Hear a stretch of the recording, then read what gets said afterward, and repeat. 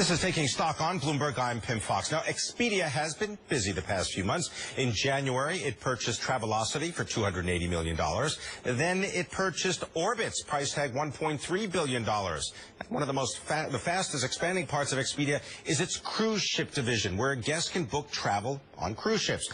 Here to tell us the outlook for 2015 is Expedia CruiseShipCenters President Matthew Eichhorst. Thanks for being here, Matthew. Appreciate it. Thanks. All right, let's start off with the big picture right now in terms of, I think, 23 million people, at least last count, had taken cruise. This year it's expected to be 23 million people will actually cruise. 23 million people? Yes. That's what kind of growth are we talking about? Well, the average for the industry over the last decade has been about 7%, and so it continues to grow. 22 ships coming out this year. It's a very, very exciting time for the cruise industry. Tell us how Expedia CruiseShipCenters figures into this, because you're a franchise business. You've got about 190 independent travel agent operators in the system. What do they get for being part? You're right. We're a retail travel agency franchise, 190 locations. We're going to add about 40 this year. And what they get is two things. Really, the brand of Expedia being part of one of the #1 travel companies in the world, as well as the supply as well for all of our non-cruise product. It's absolutely amazing for our franchise. But the supply is key, because you've got to have the scale in order to be able to offer the competitive rates to get people on the cruise ships. Absolutely. So on the cruise side, we have a very strong product department. But as you think about all the other things that people need when they travel, like the hotels, the flights, Expedia is an amazing partner to our organization. Give us the idea of who would be an ideal franchisee for Sure.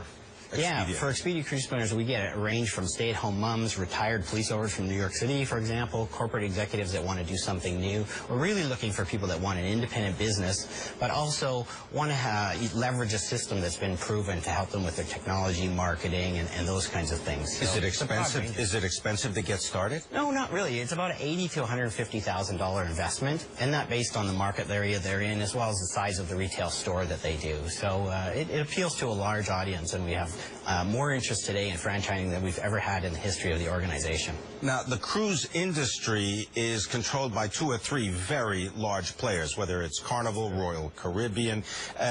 Is there a change that you've seen in terms of being able to offer the product to the customer as a result of that? No, they still, like Expedia, they run very independently, and so we haven't really seen that consolidation in the industry affect our business in a negative way. But those lines do run very, very independently. All right. I want to get to know you a little bit more, give people a little bit of insight into you, so we have our Get to Know segment. What's your favorite destination for a vacation? Well, favorite destination, I probably have 3. British Virgin Islands because of the beaches, Europe because of the history, and Southeast Asia just from the sheer diversity. So we've been to all of those places. It's amazing. And all on Expedia, I bet. Absolutely. And your when you go on vacation, maybe? Favorite book, I like business books.